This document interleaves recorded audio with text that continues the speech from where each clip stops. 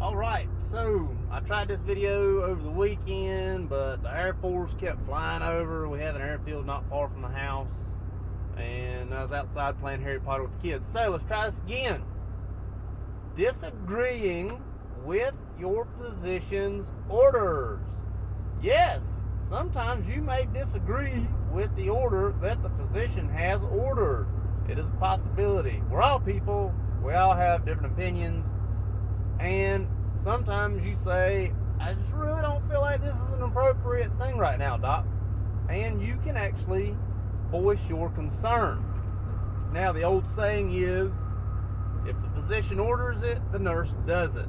And that is true. If a physician orders it, the nurse does it. A nurse cannot act independently unless you're like a nurse practitioner or something. But a nurse cannot just say, I feel like you need Haldol right now because your eyeballs look crazy or something. You know, whatever it may be. Anyways, there is a way to disagree with the physician. And it's kind of one that you kind of got to tiptoe around. You can't just say, dear doctor, I don't feel like doing your orders. I'm not going to do them. Signed, Nurse Chris. You just can't do that. You still have to have justification of reasons as to why this order may or may not be correct for this patient. Let me run you through a quick scenario, kind of vaguely. This weekend I had an order that I did not agree with.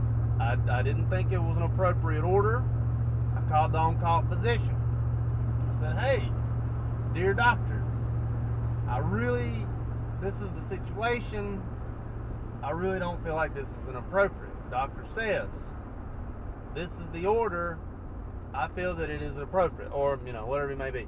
This doctor, however, I will say, is awesome. He is an awesome doctor. He will listen to you, and he's great. He's a great doctor. Great doctor, which helps. Call my supervisor. What you should do, you should always call your supervisor and say, hey, dear supervisor, I got this order from doc. Doc says this is the order. I've already called the doc. I don't really agree with this order. And supervisor says, depending on your supervisor may say, let me call the doc. Your supervisor may say, this is what the order is. I can see why they ordered it. Your charge nurse may say, Chris, your concern is stupid and this is why, and document everything you do. Always document. So I called my supervisor. Supervisor said, well, you bring up a good point, Chris, but this is what the physician ordered. Let's figure out why, basically. I called the on-call physician back. I said, hey, doctor, listen. I'm still not really agreeing with this order. I don't really, it's not something I would like done, or whatever it may be. Then the doctor, because the doctor that I was dealing with is so awesome, justified his reasoning as to the order that he gave. He also justified my concern as to the order. He didn't just blow me off. He didn't just say, Chris, you're an idiot. You do this order or else. He didn't just say something like that. He said, Chris, I understand your concern, but here is what I'm doing because this is the order, and he never changed the order, but he said, and he justified his reasoning behind not changing the order. He said, basically, Chris, this is the order. Here's justification as to reasons why this is the order. This is what I expect done. But like I said, he was a really cool doctor, and he was very respectful. And in the end, I gave the order, or performed the order, I'll say.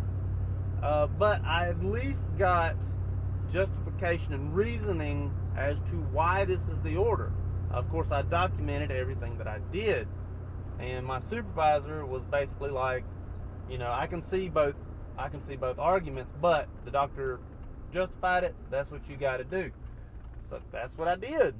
And everything actually ended up being good. Everything actually ended up being okay. So the doctor was, of course, the correct person in the matter, but I definitely had my concerns as the order.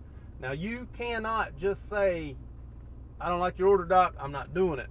Blam, hang up, or, whatever it may be.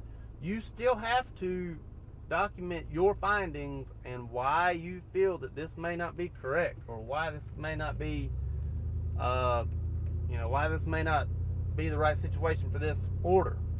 Doctors, at least the ones that I've worked with, have always somewhat listened. Even if they, are angry that you keep calling them or whatever it may be, they've always at least listened to me and listened to my concern and always addressed, Chris, this is why we are doing this order. I understand that you're concerned about it, but this is why we're doing this order. This is the reason. And I've always gotten that reason.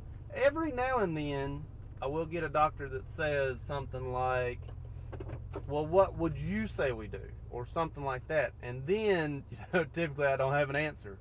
And they'll be like, yeah, see, I told you I'm the doc, something like that. But you always have to document everything you say or do when you disagree with the doctor. And this has maybe happened once or two other times. This is not a very common occurrence for me. So, hope it helps. Hope you're informed that you can actually question an order, but you have to do it. You have to tiptoe your way as to do it. You don't want to upset people. These people are, the doctors. So, hope it helps. Thank you much.